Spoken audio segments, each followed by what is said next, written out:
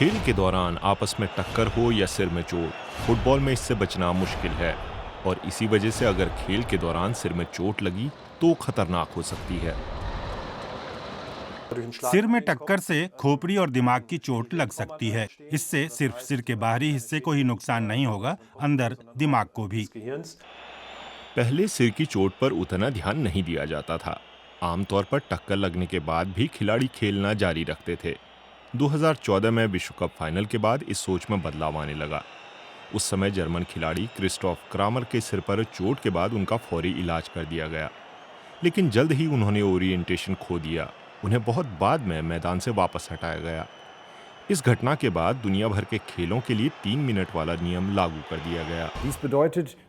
इसका मतलब है कि सिर में चोट लगने पर टीम का डॉक्टर रेफरी को इसकी सूचना देगा और कहेगा कि उसे डायग्नोसिस के लिए 3 मिनट चाहिए और फिर नियम के अनुसार डॉक्टर तय करेगा कि खिलाड़ी खेलेगा या नहीं। जर्मन फुटबॉल इस बीच एक कदम आगे बढ़ गया है। पहली और दूसरी लीग के सभी खिलाड़ियों को सीजन शुरू होने से पहले एक मेडिकल चेकअप कराना होता है, जिसे बेसलाइन टेस्ट कहते हैं।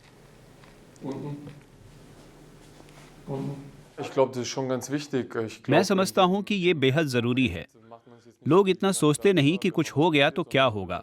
वो ये जानना चाहते हैं कि सिर में कितनी चुस्ती और शरीर में कितनी फुर्ती है और दूसरों के मुकाबले आप कितने आगे हैं।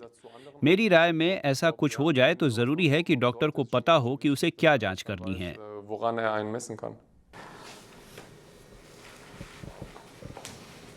स्वस्थ स्थिति में कुछ पैरामीटरों पर जांच की जाती है। उसमें याददाश्त, एकाग्रता, संतुलन और समन्वय और दिशा ज्ञान शामिल है। सिर में चोट लगने पर ये चीजें महत्वपूर्ण होती हैं।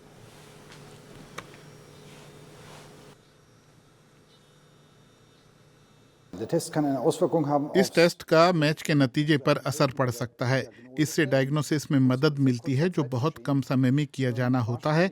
लेकिन टेस्ट इस मायने में और अहम हो सकता है कि खिलाड़ी को कुछ दिनों में रीजेनरेशन के बाद फिर से टीम की ट्रेनिंग में भेजना हो।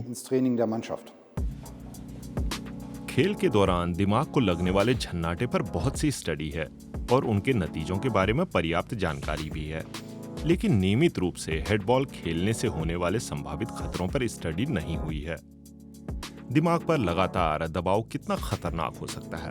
संभव है कि क्रॉनिकल ट्रॉमेटिक एंसेफेलोपैथी हो जाए, जो डिमेंशिया और डिप्रेशन की वजह बन सकता है।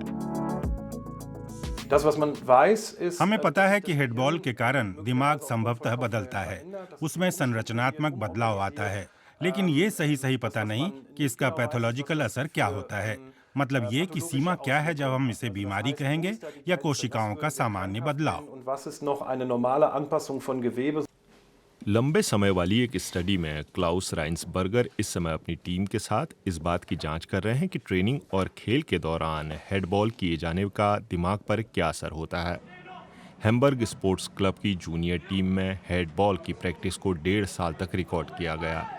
हेडबॉल की संख्या, गोल पोस्ट से उसकी दूरी, बॉल की गति और सिर पर बॉल लगने वाले क्षेत्र के अलावा दूसरे पैरामीटरों पर भी जांच की गई।